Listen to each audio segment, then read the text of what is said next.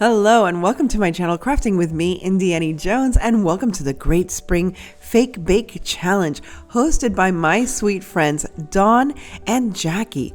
Their channel links are in the description below, as well as a full playlist of fun fake bake projects for you to try for yourself. Since it's Valentine's Day, I thought it would be nice to do Valentine's inspired fake bakes for you. So to start your fake bakes, I think the best way to go is with foam clay. And I got this wonderful kit of foam clay from Amazon, and I will include a link, if I remember, down below. So with the foam clay, first I'm going to start making some macarons. Now you don't have to have any special molds, although there are molds out there for macarons and different cakes and other things. But you can use your beautiful, crafty little hands like I'm going to use here. And we're going to start off with 2 balls. Well, I'm not going to say anything else about that, just 2 balls. And we're going to smush them down and make the macaron cookies. Now I have to apologize for my camera, which I did not realize was zooming in and out, so I do apologize for that. And all I'm doing is shaping the macarons once I've flattened them out just a little bit, not too flat. You don't want it to be too flat because they do rise up. If you've ever made French macarons, you'll understand why they are so expensive, because they are very tedious to work with. Now, as a reference, I have my own real French macaron here in front of me, and I am studying what they call the feet. Once you make your mix for the macarons, you put them onto your baking sheet and you let them sit for a while so that these feet will be able to appear once you start baking. The feet is what makes a visible confirmation that you have created a proper macaron. Now, I also have to tell you that I am currently traveling once again, believe it or not. I am in Tallahassee while I am filming this. And yes, I found a way to craft while I'm traveling. You know, I always do. And I'm here for my younger brother's investiture as he becomes a county judge. I'm very, very proud of him, as is the whole family. So we're all here to celebrate his achievement. Now, not only can you make round macarons, you can also shape them into hearts. And all you have to do is a triangular shape, and then you just make the indentation for the top of the heart. It is really so simple. And what's lovely about making fake French macarons is they're very cute. You can make so many things with them. Although I didn't have time to make like a keychain or a wreath, you can use them in so many ways. And now with Easter coming up, I thought this would be a great fake bake to make these pastel colored, delicious little French cookies. I should say delicious looking, although I did notice that French macaron was very lonely as it was sitting there in the corner of my work table. So here you can see all of my macarons have sat for a couple of hours, and they've solidified. And that little pistachio macaron was very delicious, I have to say. I finished it up, and now all I'm going to do is paint with the different pastel colors. And you have to paint both sides, because even though you're going to have a filling in the middle, you might see the side of the macaron. Make sure when you're painting the macaron to get into what they call I don't know who I was talking to. I'm making all these hand gestures. But make sure that you get the paint into all of those cracks and crevices and those little bubbles from the feet of these macarons. I love painting them in the pastel colors because that's very typical of how you would see French macarons if you were to buy some. And I love being able to shape them. So you will definitely see me creating some egg-shaped French macarons for Easter as well. It truly does complement springtime with these beautiful pastel colors. Now, in my stash, I had this adorable little paper mache round box, and I thought it was perfect to make a little mini cake. So, pretending that my foam is fondant, very French, right? Fondant, macarons. So I am creating the top of my little cake box, just as you see here. And again, anything that you see here that I'm doing in miniature, you can do it in a larger size. So you can make this as a fake bake larger sized cake and have it as storage, or imagine doing this for a little girl's room. If you have a granddaughter or niece or daughter, what have you, and she loves the idea of baking. Imagine making little storage containers that look like that are fake cakes.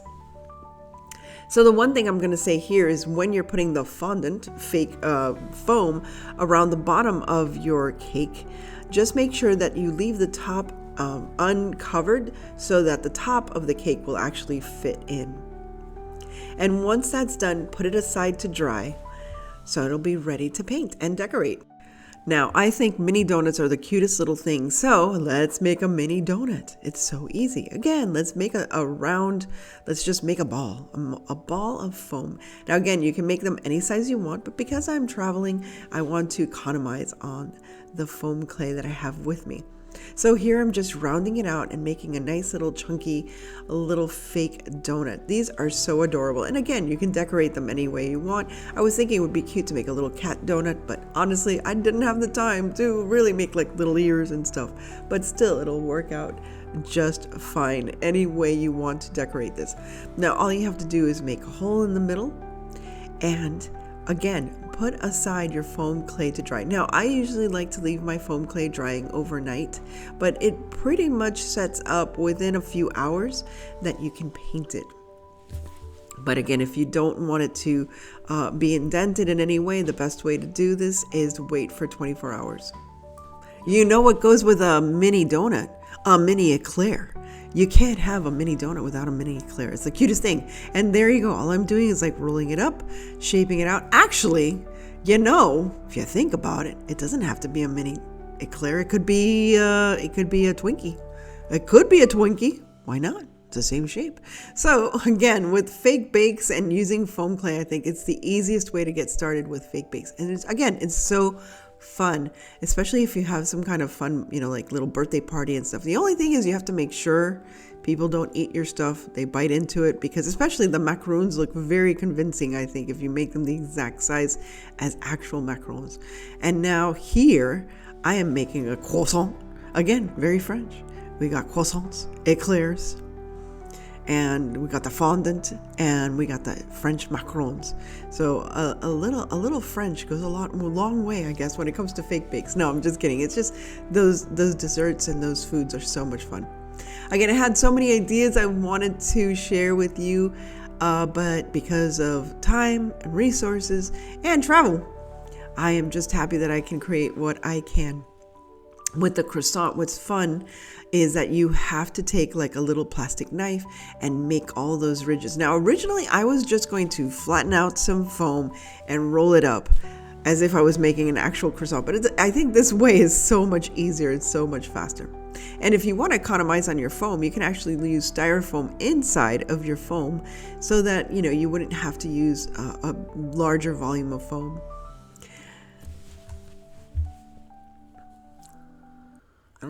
And not only can you make baked goods, you can also make ice cream. Yeah, you can make ice cream. Of course, you can make popsicles, and what's that other thing called? I don't know. Oh, ice cream sandwiches. You can make ice cream sandwiches. I didn't have time to make that either, but you can make so many things. You can also make waffle cones with the foam clay. Again, foam clay to me is one of the most versatile materials to use, especially for fake bakes. Now here, as I'm making this, I don't know what it's called. It's popsicle, but it's not a popsicle. The ice cream thing, whatever, on the stick, that thing. Whenever you make that, I always like to take a little bite out. So even though it looks complete now, later on I will take a bite out, not with my own teeth, but with my nails, and it'll look like teeth marks. Next, I'm going to also make a cute little Valentine's Day pretzel. So you can make pretzels shaped as hearts, and it looks adorable for your decor as well. Again, there is no limit of what you can do with the foam clay. And I'm not promoting any particular name brand of foam clay.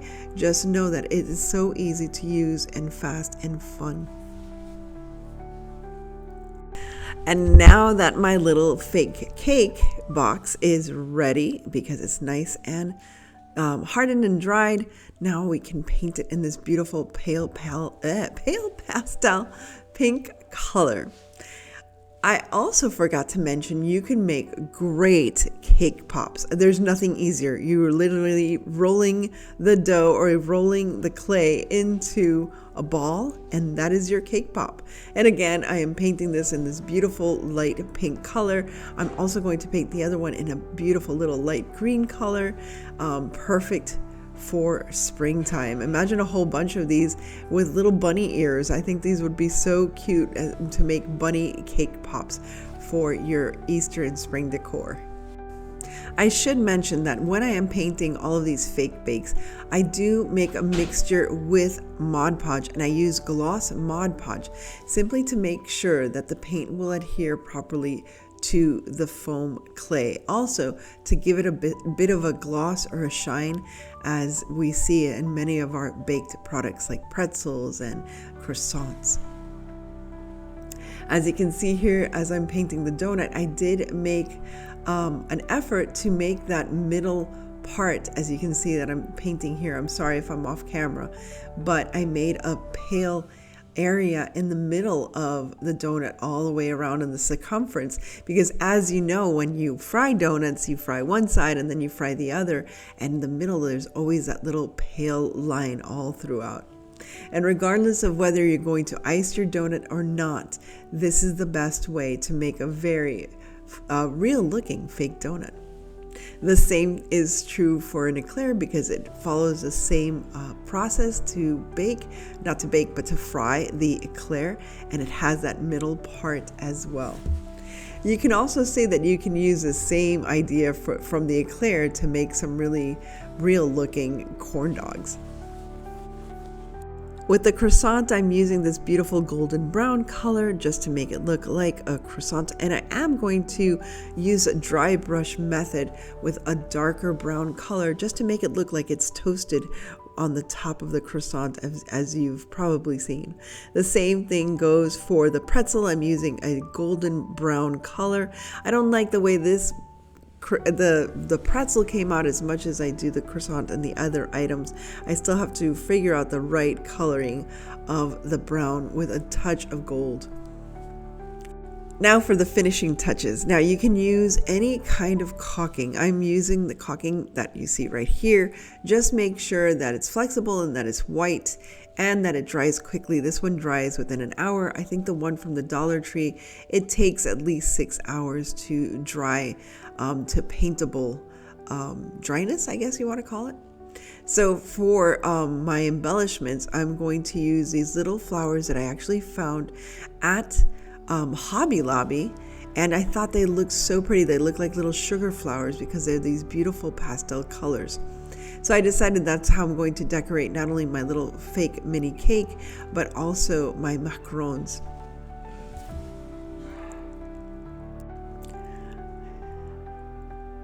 Now I like using the caulking for the frosting in between the macarons, but you can also use spackle if you'd like. You can use the spackle that they have at the Dollar Tree. I would just make sure to add some white paint to your spackle because sometimes it dries a little gray, and a little bit of a Mod Podge, of the gloss Mod Podge as well, just to give it a glossy sheen like any kind of frosting would have. And you can color the frosting in different colors, but again, for time's sake, I just wanted to show you the basic recipe of how to make these cute little pastel macarons. Speaking of finishing touches, you definitely have to make sure that you use gloss Mod Podge on top of your pretzel, because you see these pretzels and they're so glossy and shiny and wonderful. But not only that, you have to add some I guess rock salt. I don't know how else to call it, but some big rugged pieces of salt. Same thing goes for the croissant. I am putting a generous amount of gloss Mod Podge so that it looks like the croissant is nice and warm and buttery. And of course, what's a donut, especially a mini donut for Valentine's Day, without some nice pink frosting on top. So again, here I'm using the caulking with some paint and some Mod Podge and creating a frosting that you're literally going to use a little knife to frost your donut with. This is just so much fun. And again, it's so much fun and the best thing about all these fake bakes is they're sugar-free. And they're fat-free because you're not going to eat these.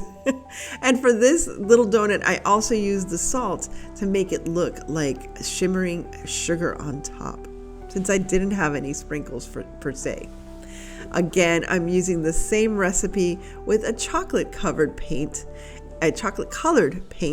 and the caulking, and again with the gloss Mod Podge.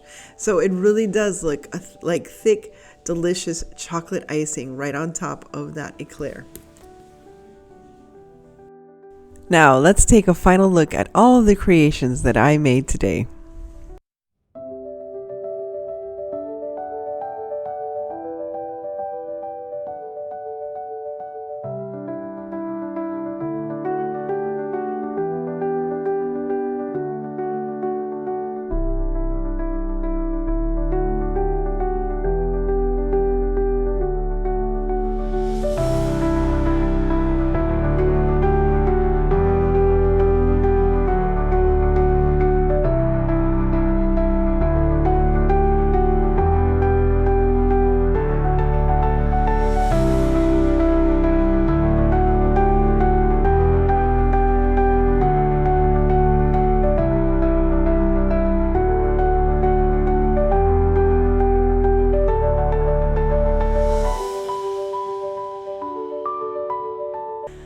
Thanks again to my sweet friends Dawn and Jackie, and please check out both of their channels as well as the full playlist in the links down below. Thanks again for stopping by, and if you enjoyed this, please remember to like, share, and subscribe. And as always, stay safe, be kind, God bless each and every one of you, and remember to live the adventure, and I will see you again very, very soon.